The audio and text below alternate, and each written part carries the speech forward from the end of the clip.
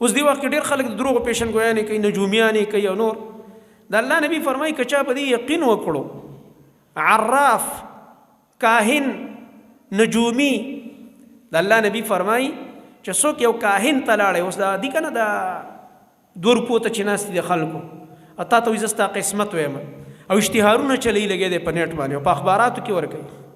که د چا واده نه کېږي، که د چا کاروبار نه وي، که د چا بار ملک ویزه نه لګېږي، که د چا محبوب د هغه قدمونو ته نه راځي او واده یې نه کېږي او دای نه کېږي، او که چا در باندې څه کړي نو زه به دله سړی پیدا کړم. تا ته چا ویلي ته پیدا کړې؟ ته څوک یې؟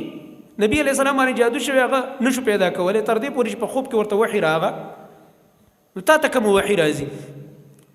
او دا لګیا کاله جادو کا ماهر او فلان جادو کا ماهر، د جادو ماهران او بابا بنگالی او بابا فلان او مسیحیان دی پکې، صلیبیان او عیسایان دی پکې، خلک ور روان، هندوانو له خلک ور روان، شرک دی او منتری دی او کوړی دی او څه دی او څه، خلک د هغې په خبرو یقین کوي.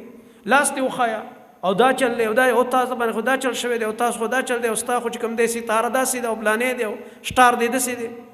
دا ټولې خبرې د الله نبی فرمایي دا د کاهنانو هغه طریقه وه په هغه د شرک په زمانه کې. د الله نبی فرمایي څوک یو کاهن له لاړی، عراف، نجومي له لاړی، من اتا کاهنا فصدقه بما یقول فقد کفر بما انزل على محمد صلی الله علیه وسلم. کاهن له لاړی او هغه ورته د غیبو خبرې کې دا چل به وشي او دا چل به وشي او دې په یقین وکړي، د هغې تصدیق وکړي چې ګوره داسې به کېږي که نه. د الله نبی فرمایي دا انسان کافر شو په هغه دین او په هغه قرآن کافر شو چې نازل دی په محمد رسول الله صلی الله علیه وسلم باندې. ولې؟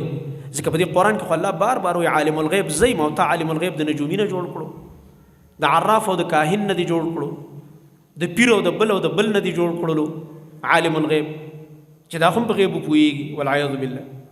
اگر که ته په خوله دا خبره نه کوې خو ستا دا کردار او دا ستا دا یقین او دا کار په دې ګواه دی.